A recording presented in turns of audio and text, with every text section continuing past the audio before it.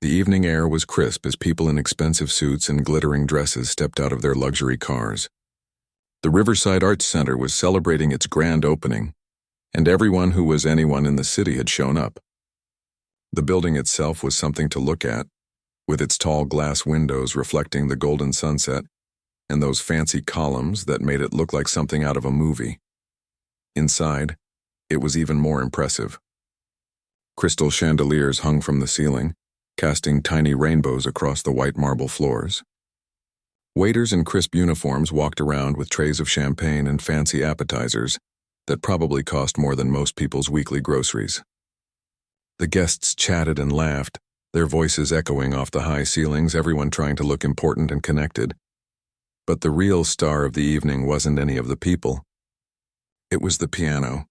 Right in the center of the main hall sat a brand new Steinway grand piano, black and shiny as a mirror, its lid propped open like a giant wing. Even the people who knew nothing about pianos could tell this was something special. It sat there under a spotlight, waiting for someone worthy to bring it to life. That's when he walked in. Nobody invited him. Nobody even noticed him at first. David Wong had been walking past the building when he heard the music and saw the open doors. For 3 years now, he'd been playing a beat-up keyboard on the corner of 5th and Main, a cardboard box at his feet for whatever spare change people might toss his way. Some days were good, some days were terrible, but every day he played. It was all he knew how to do. He wasn't dressed for this kind of event. His jacket had seen better days probably 5 years ago. His sneakers had holes in them that he'd tried to cover with a marker. His jeans were clean but faded, and his t-shirt was just a plain gray thing he'd bought at a discount store. But something pulled him through those doors anyway. Maybe it was the music he could hear drifting out. Maybe it was the sight of that beautiful piano. Or maybe deep down it was the memory of who he used to be. The security guard at the door looked him up and down, his hand moving slightly toward his radio. But there were so many people coming and going, and David just walked in with enough confidence that the guard hesitated. That moment of hesitation was all he needed. Inside, David felt like he'd stepped into a different world. The air even smelled expensive, like perfume and fresh flowers and money. He moved slowly through the crowd, trying not to bump into anyone, trying not to draw attention to himself. He'd gotten good at being invisible over the past few years. When you're sitting on a street corner with a keyboard, most people look right through you like you're part of the sidewalk. But his eyes kept going back to the piano. That gorgeous, perfect instrument sitting there in the light. His fingers actually tingled, which was ridiculous. He hadn't played a real piano in years. Not since that night. The night everything fell apart. The night when his hands started shaking on stage and his mind went blank and he'd run off in front of hundreds of people. His career crashing down around him like broken glass. He shook his head, trying to push the memory away. That was a long time ago. Different life. Different person. "Excuse me, young man." An elderly woman in a fur wrap and enough jewelry to open a small store was looking at him expectantly. "Would you be a dear and fetch my coat?" "I left it in the check room. Number 47. David opened his mouth to explain that he wasn't staff, but something stopped him.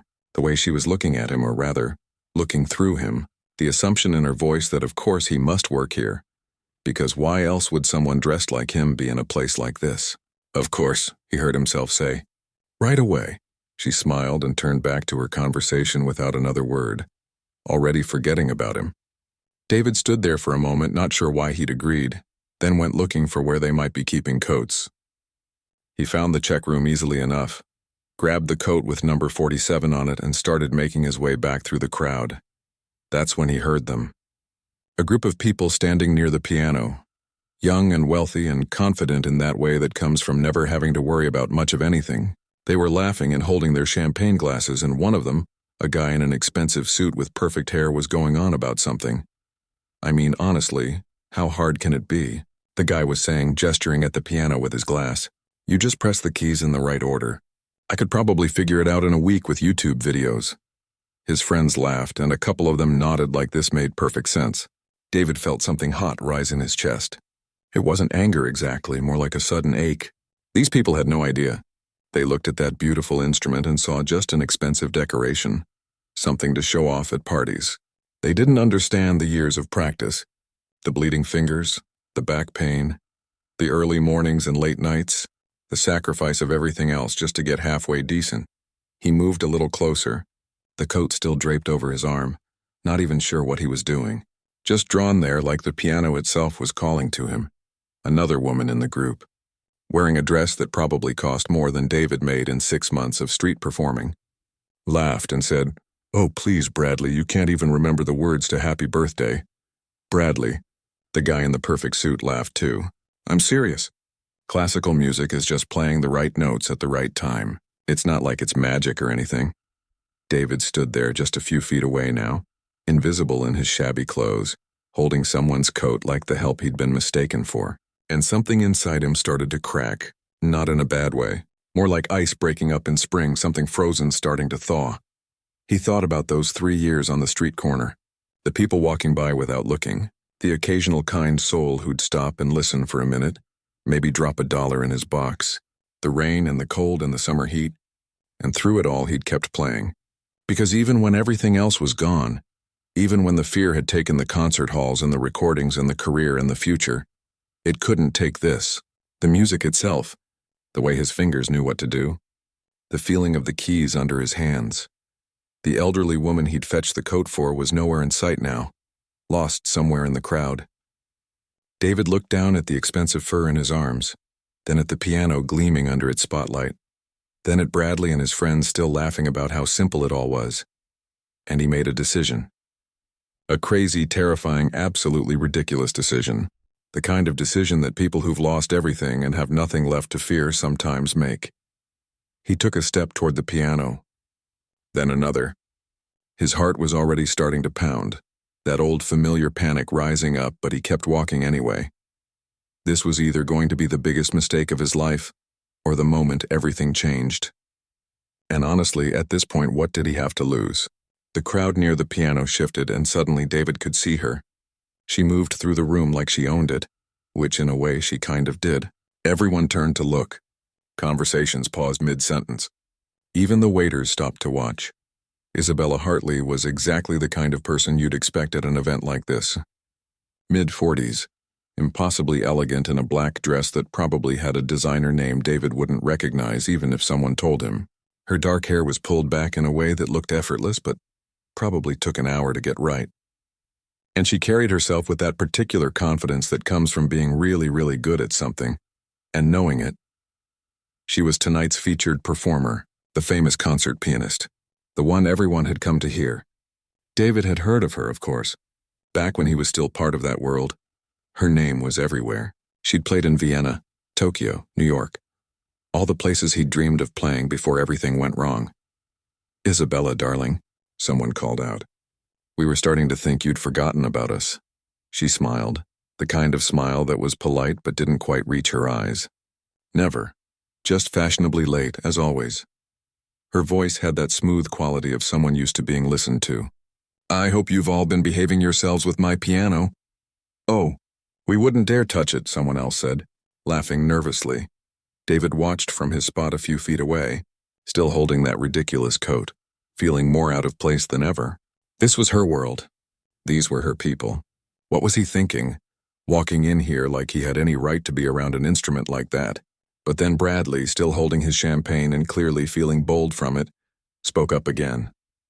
"We were actually just discussing how piano playing isn't really that complicated. Just pressing keys, right?" The room went a little quiet. A few people looked uncomfortable. You could tell they knew this was the wrong thing to say, but nobody wanted to correct him. Rich people have this way of letting their friends say stupid things without calling them out on it. Isabella turned slowly to look at Bradley. Her expression didn't change much, but something in her eyes got sharper. "Colder, is that so?" she said, her voice still perfectly pleasant. "How fascinating. Tell me, have you studied music?" Bradley laughed, not catching the edge in her tone. "Nah, never needed to. But I mean, it's just following instructions, isn't it? Like reading a recipe. Can't be that hard if you've got the sheet music." A couple of his friends shifted uncomfortably. One of them tried to change the subject, but Bradley was on a roll now, the champagne making him braver than he should be. "I'm serious," he continued. "People make such a big deal about classical music, but at the end of the day, you're just hitting the right notes at the right time. It's not like you're inventing anything new.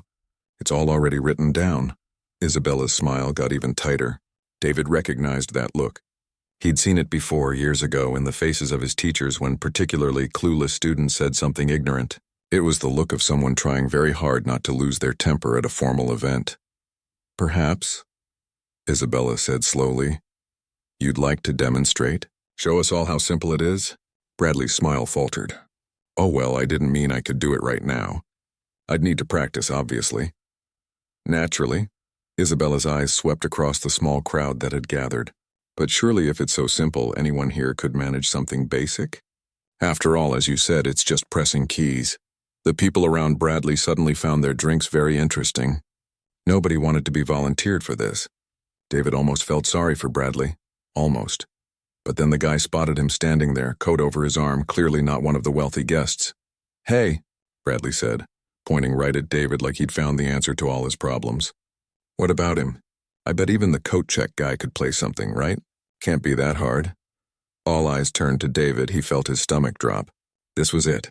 This was the moment where he should just walk away, hand the coat to someone, apologize for the confusion, and leave. Go back to his street corner where he belonged. Where it was safe, but he didn't move. Couldn't move, really. Because everyone was looking at him now and he could see it in their faces. That same assumption the elderly woman had made. That same dismissal. He was just the help. Just some random guy in shabby clothes. Probably never even finished high school. Their faces seemed to say, definitely never accomplished anything important. Well, Bradley pressed, getting more confident now that he'd shifted the attention away from himself. Give it a shot, buddy. Just press some keys. Easy, right? A few people laughed. Uncomfortable laughs, but laughs nonetheless. One woman whispered something to her friend behind her hand and they both giggled. But Isabella wasn't laughing. She was looking at David with an odd expression. Curious, maybe. Something else he couldn't quite read. She tilted her head slightly, studying him. What do you say? She asked, and her voice was different now. Not mocking, not dismissive. Just genuinely asking, would you like to try? David's heart was hammering so hard he could feel it in his throat. His hands were starting to shake, that old familiar feeling. The panic that had ruined everything. The fear that had chased him out of concert halls and recording studios and every dream he'd ever had. He looked at the piano.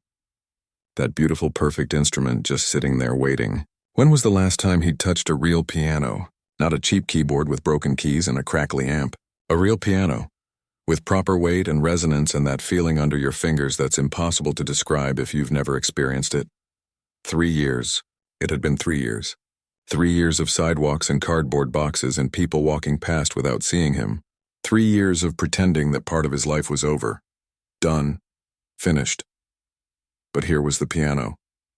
And here were all these people who thought they knew what it meant to play. Who thought it was simple.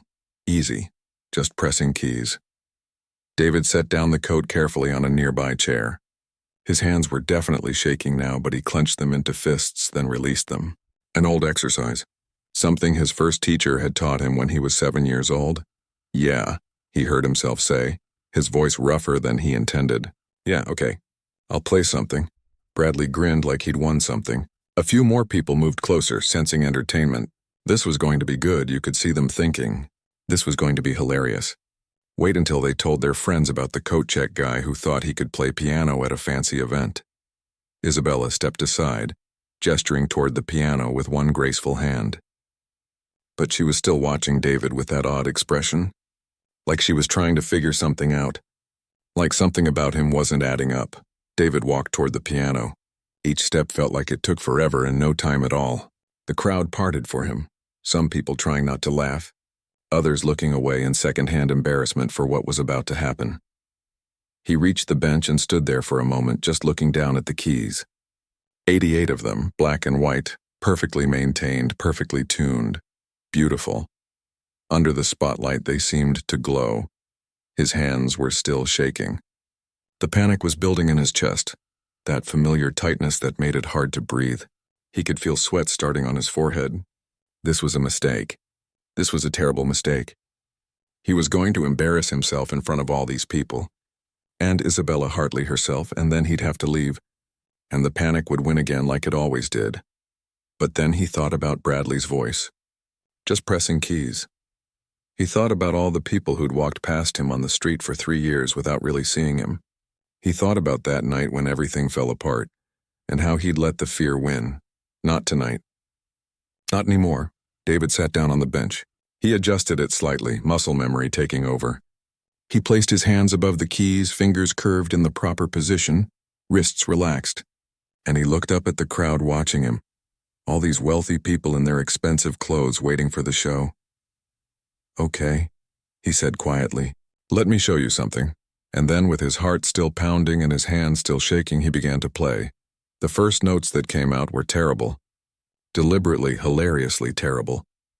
David's fingers pecked at the keys like a chicken hunting for seeds. One note at a time, slow and clumsy. The sound echoed through the fancy hall, each note hanging in the air like a joke that landed wrong. He was playing chopsticks. The children's song. The thing every kid who's ever been near a piano has banged out at least once. Except David was making it even more ridiculous, adding dramatic pauses in weird places, hitting wrong notes that made people wince, moving his whole body with exaggerated effort like each key weighed 100 pounds. The crowd's reaction was instant. Laughter erupted from every corner. Bradley doubled over, nearly spilling his champagne. His friends were practically crying with laughter, holding onto each other for support. Even some of the more polite guests were hiding smiles behind their hands. "Oh my God," someone wheezed. "This is perfect. I can't watch," another person said, but they were definitely watching, grinning wide. David kept going, really committing to the bit now. He added little flourishes, these tiny dramatic gestures with his hands between notes, like he was preparing for something monumentally difficult. He squinted at the keys like he couldn't quite remember which one to hit next. At one point, he hit 2 keys at the same time and made a face like he'd been shocked. More laughter. Someone started recording on their phone. Bradley was wiping tears from his eyes. "See?" Bradley managed to say between laughs. "I told you. Anyone can do it." David played a few more painful bars of chopsticks, each note somehow worse than the last. The song that should take maybe 30 seconds was stretching into a full minute of pure comedy. People who'd been in other rooms started drifting over to see what was so funny. But if anyone had been watching Isabella instead of laughing, they would have seen something interesting. She wasn't laughing. She was standing very still, her arms crossed, watching David's hands. Really watching them. Her eyes tracked every movement, every position, every small detail that everyone else was too busy laughing to notice. Because here's the thing about David's joke performance. His posture was perfect. His back was straight, his shoulders relaxed. His wrists were at exactly the right height, not too high, not too low. And his fingers, despite pecking out those ridiculous notes, were curved in proper form. Not flat, not stiff. Curved like someone had trained them to be that way for years and years until it became automatic. You don't get that kind of form from nowhere. You don't maintain proper wrist position while playing a joke unless your muscle memory is so deep that you literally can't sit at a piano any other way. Isabella's eyes narrowed slightly. She took a small step closer. David hit another deliberately wrong note and the crowd loved it. Someone shouted, "Bravo!" sarcastically, and everyone laughed harder. Then David stopped playing. Just stopped, his hands hovering over the keys. The laughter continued for a few seconds, then started to die down as people realized he wasn't finished. He sat there perfectly still, staring at the piano. The room got quieter. Someone coughed. Bradley started to say something, but one of his friends shushed him. David took a long, slow breath, in through his nose, out through his mouth. Another old technique from his past. A way to calm the nerves, to center yourself before something important. His hands were still shaking, but less now. The panic was still there in his chest, but it felt different somehow. Smaller. More manageable. Like maybe, just maybe, he could do this without falling apart. He looked up from the piano, scanning the faces in the crowd. All these people who'd been laughing at him seconds ago. All these people who thought they knew exactly who he was and what he was capable of. All these people who'd never really seen him at all. His eyes found Isabella's. She was watching him with an intensity that should have been unsettling, but somehow wasn't. There was something in her expression. Recognition, maybe, or anticipation, like she knew something nobody else had figured out yet. "That was fun," David said quietly, and a few people chuckled, thinking the show was over. "But now let me play you something real." The way he said it made people pause. There was something in his voice that hadn't been there before, Something solid. Sure, like a switch had flipped inside him. He turned back to the piano and placed his hands on the keys again. But this time his fingers spread wide, covering more of the keyboard. This time there was no hesitation. No shaking. No fear. This time he was home. The first chord hit the room like a wave, deep and rich and complex. Every note perfectly placed. The sound filling the space in a way that made the air itself seem to vibrate. It wasn't loud, not really, but it was powerful. The kind of sound that makes you feel something in your chest before your brain even processes what you're hearing. Someone gasped. Bradley's smile vanished. David's hands began to move, and it was like watching something transform. Those same hands that had pecked out chopsticks like a first grader were suddenly flying across the keys with impossible speed and precision. His fingers danced, leaped, crashed down in thundering runs that made the piano sing and roar and whisper all at once. He was playing Rachmaninoff. Piano Concerto No. 3, one of the most difficult pieces ever written for piano. The kind of piece that professional concert pianists spend months preparing for. The kind of piece that has actual names for its most challenging sections because they're so notorious for destroying even skilled players. And David was playing it from memory, not just playing it, owning it. His left hand laid down a foundation of deep, rolling chords while his right hand spun out melodies that seemed to come from somewhere beyond the piano itself. The notes cascaded and tumbled over each other, each one clear and distinct even at impossible speeds. His hands crossed over each other, spread impossibly wide, came together in tight clusters of sound that built and built and built. The room was dead silent now except for the music. Every conversation had stopped. Every glass was frozen halfway to lips. People stood with their mouths slightly open, not quite believing what they were hearing. Bradley's face had gone pale. The phone that had been recording for laughs was still recording. But now the person holding it looked stunned, like they couldn't quite process what was happening. David's eyes were closed now. His whole body moved with the music, swaying slightly, leaning into the harder passages, pulling back for the softer moments. Sweat was starting to bead on his forehead because this piece was physically demanding. But his face was calm, peaceful even, like he was finally, after 3 long years, exactly where he was supposed to be. The music built to a crescendo, David's hands moving so fast they were almost a blur. The sound filled every corner of the hall, bouncing off the marble floors and the high ceilings, wrapping around everyone standing there. It wasn't just sound anymore. It was emotion made physical. Joy and pain and longing and triumph all woven together. Isabella had both hands pressed to her mouth now. Her eyes were wide, and if you looked closely, you could see tears starting to form. She took another step closer, then another, like she was being pulled forward by the music itself. Other people in the crowd were crying too, though most of them probably couldn't explain why. There's something about real mastery, real artistry, that hits you somewhere deeper than words can reach. It bypasses your brain and goes straight to wherever you keep your most honest feelings. The elderly woman who'd asked David to fetch her coat was there in the crowd now, her hand over her heart, staring at this young man in shabby clothes who she'd dismissed as staff. Her expensive coat lay forgotten on a chair somewhere behind her. The waiters had stopped serving. The bartender had stopped pouring drinks. Everyone, from the wealthiest patron to the newest employee, was frozen in place, caught in the spell of what was happening. David played on, pouring 3 years of street corners and rejection and invisibility into every note. 3 years of rain and cold and people walking past without seeing him. 3 years of telling himself it was over, that the fear had won, that he'd never be this person again. But he was wrong. He was still this person. Had always been this person. The fear hadn't taken it away. It had just hidden it for a while. The piece built to its final section, the part that makes pianists' hands cramp just thinking about it. But David didn't hesitate. His fingers flew through passages that should be impossible, that were impossible for most people, navigating the musical equivalent of a tightrope walk while juggling flaming swords. And then, with one final thundering chord that seemed to shake the very foundations of the building, he stopped. The last notes hung in the air, slowly fading, the sound disappearing into the stunned silence of the room.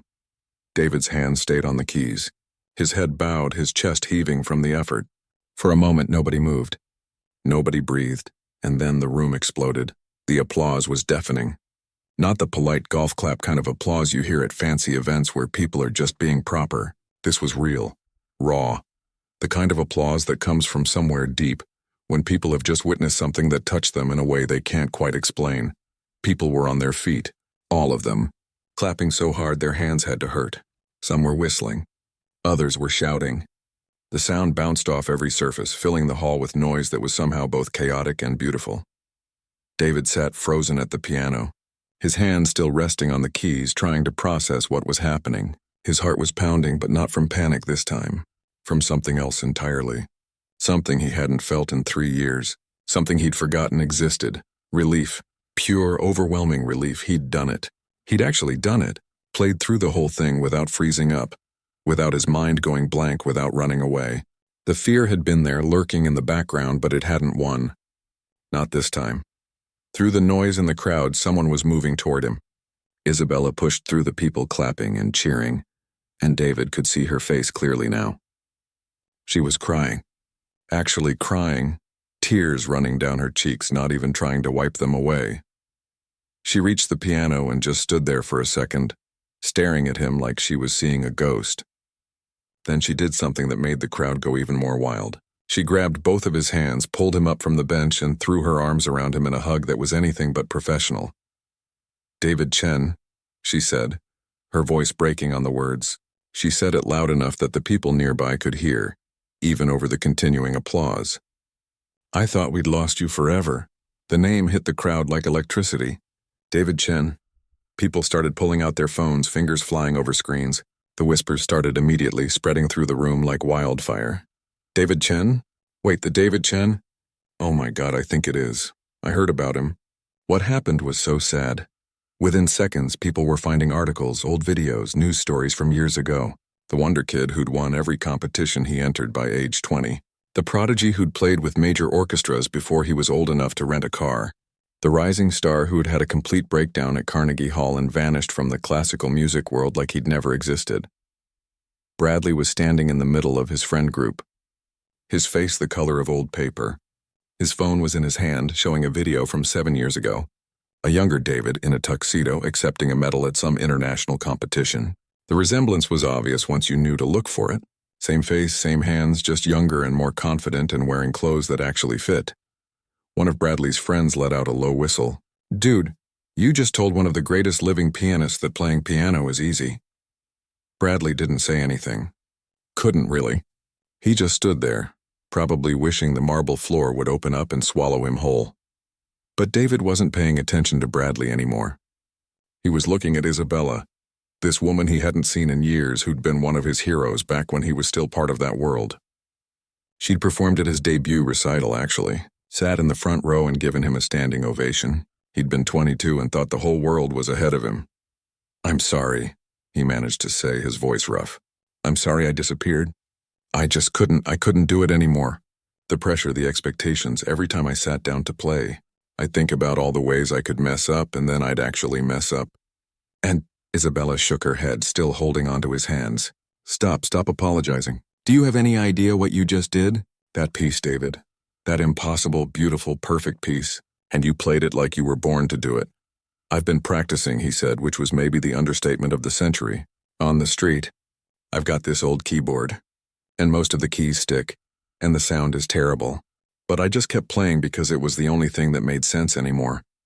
The crowd was pressing closer now, everyone wanting to see, to hear, to be part of whatever this moment was.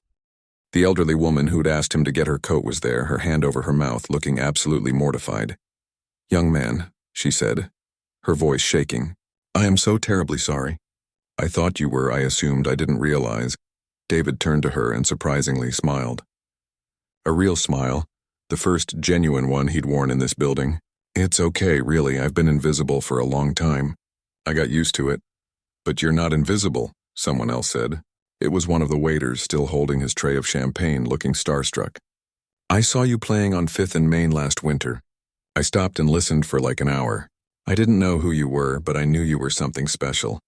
I told all my friends about it. Other people started chiming in then.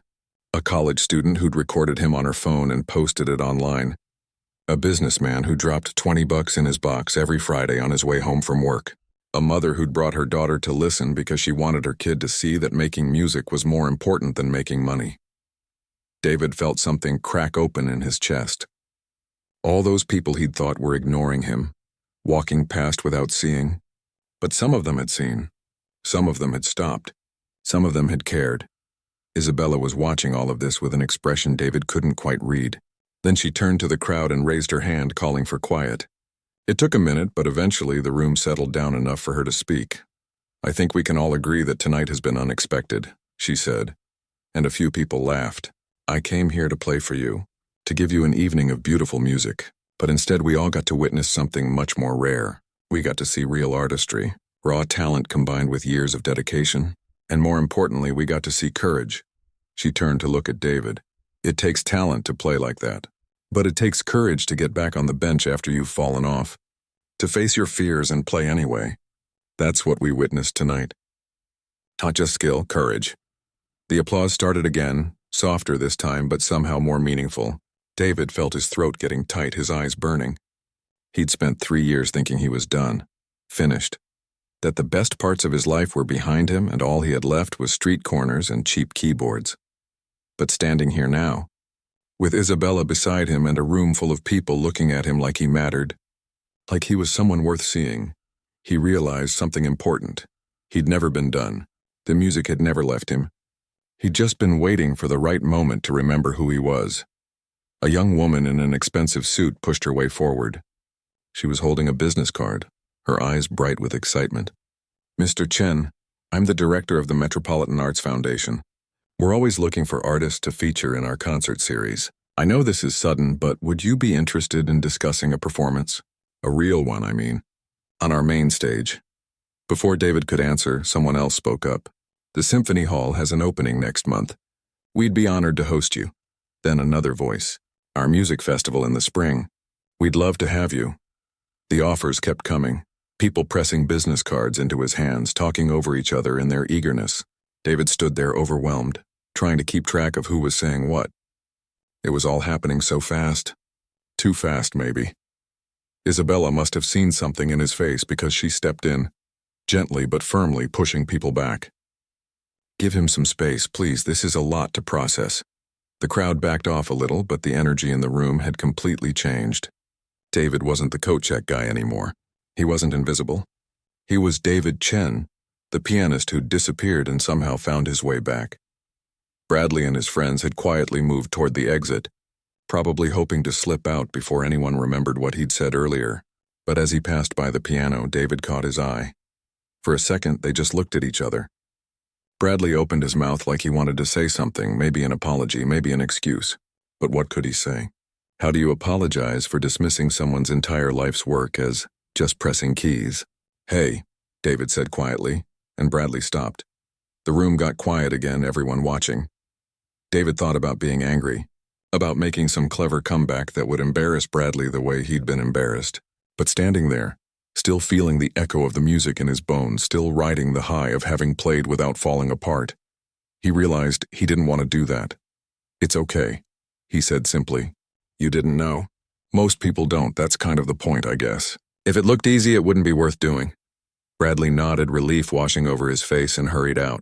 His friends followed, leaving behind a room full of people who'd just learned something about assumptions and second chances, and the danger of judging things you don't understand. Isabella put her hand on David's shoulder. "You need to play again," she said softly. "Not for them. Not for the venues or the festivals or the business cards.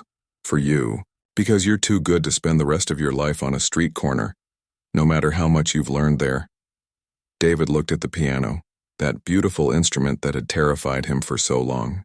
Then he looked at his hands, the same hands that had shaken with fear just minutes ago, the same hands that had played chopsticks as a joke and Rachmaninoff as a revelation.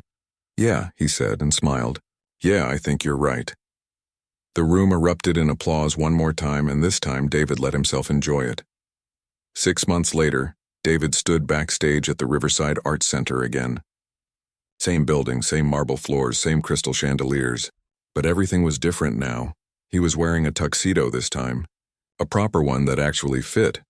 Borrowed from Isabella because he still couldn't quite bring himself to spend money on something so expensive. Old habits from 3 years on the street die hard. His hair was combed back, his shoes were shined, and he looked every bit the professional concert pianist he'd once been. But his hands were shaking. "You okay?" Isabella asked, appearing beside him. She was performing tonight too, playing the second half of the program while David opened the show. It had been her idea to do a joint concert, to ease him back into the world of performance without throwing him straight into the deep end alone. "I don't know," David admitted, staring at his trembling fingers. "What if it happens again? What if I get out there and freeze up? Last time at that opening night I was angry. The adrenaline got me through it. But now there's time to think, and all I can think about is everything that could go wrong." Isabella smiled, not the polished smile she wore for audiences, but a real one. Warm and understanding. "You know what the difference is between that night and tonight?" "What?" "That night you were playing to prove something. Tonight you're just playing. There's no one you need to prove anything to anymore. Not even yourself." David thought about that. The past 6 months had been strange, wonderful, and terrifying all at once. The video of his performance had gone viral, of course. Someone had posted it online with the title, "Homeless Man Turns Out to Be Piano Genius," which wasn't quite accurate but got millions of views anyway. The comment section was a mixture of people amazed by his talent and people arguing about whether it was real or staged. The offers had poured in. Concert halls, music festivals, recording studios. Everyone wanted a piece of the comeback story, the pianist who'd disappeared and returned. It would have been easy to say yes to everything, to ride the wave of attention as far as it would take him. But David had been careful, selective. He'd turned down most of the offers, especially the ones that felt more interested in the story than the music. He'd played a few small venues, private events, charity concerts, testing the waters, remembering what it felt like to perform without the crushing weight of expectation that had broken him the first time around. And he'd kept his spot on 5th and Main. Every Saturday afternoon, weather permitting, he was still there with his beat-up keyboard and his cardboard box. Some people thought it was a publicity stunt, that he was just doing it for attention now that he was famous again. But David knew the truth. He needed that street corner. It reminded him of where he'd been, what he'd survived, and why he was playing in the first place. Plus, the college student who used to stop and listen had started bringing her violin. They'd jam together sometimes, mixing classical pieces with modern songs. And those hours were some of the happiest David had experienced in years. 5 minutes. "Mr. Chen," a stage manager said, poking his head around the corner. David's stomach dropped. 5 minutes. 5 minutes until he walked out in front of 500 people who'd paid good money to hear him play. 500 people with expectations and opinions and cameras. "Hey," Isabella said firmly, grabbing his shoulders and turning him to face her. "Look at me. You've got this. You know why? Because you've already survived the worst thing that could happen. You've already hit bottom and climbed back up. Nothing that happens out there tonight can be worse than what you've already been through. What if I mess up? Then you mess up. So what? You're human. Humans mess up. The people out there aren't expecting perfection. They're expecting honesty. And that's the one thing you've always been good at, even when you were playing chopsticks as a joke." David took a deep breath, then another. The shaking in his hands was still there, but it felt manageable now. Just part of the process. Just his body's way of saying that what he was about to do mattered. "Okay," he said. "Okay, I can do this," Isabella grinned. "I know you can. Now get out there and show them what real music sounds like." The stage manager gestured, and David followed him through the wings. He could hear the crowd on the other side of the curtain, the low rumble of conversation and anticipation. The house lights were still up, but they'd dim soon, and then it would be just him and the piano and whatever came next. He walked onto the stage and the crowd erupted in applause before he'd even reached the piano. It caught him off guard, that immediate wave of support. He turned to look at the audience, really look at them, and saw so many faces he recognized. The elderly woman who'd asked him to fetch her coat was there in the front row, beaming at him. The waiter who'd talked about listening to him on the street was there too, in the cheap seats at the back, but there nonetheless. The businessman who'd dropped $20 in his box every Friday. The mother and her daughter. All those people who'd been part of his journey without even knowing it. And right in the middle section, looking slightly uncomfortable but definitely present, was Bradley. The guy who'd said playing piano was just pressing keys. He caught David's eye and gave a small, sheepish wave. David nodded back, surprised but pleased that he'd shown up. David sat at the piano, the same Steinway from that opening night. He adjusted the bench, placed his hands over the keys, and felt that familiar sense of homecoming.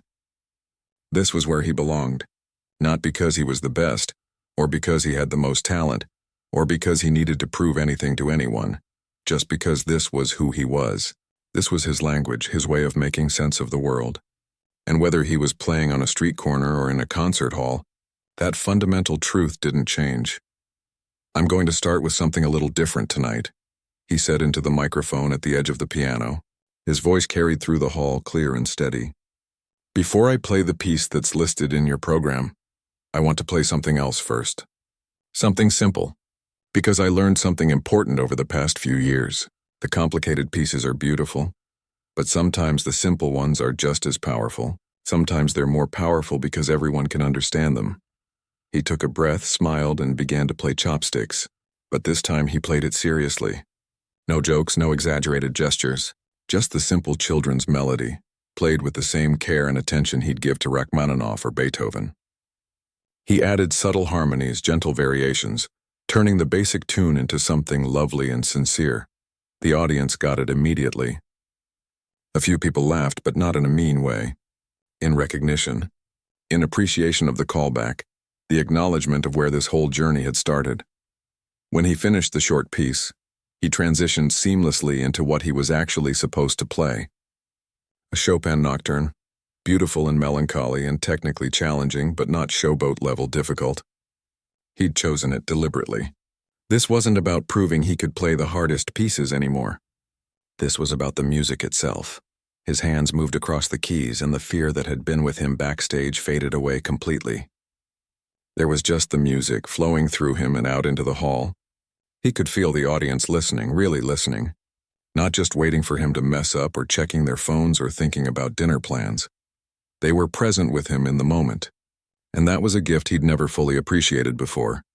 The piece built to its climax, then gentled down to a whisper of sound that seemed to hang in the air like morning mist. When he played the final note, there was a beat of silence before the applause started.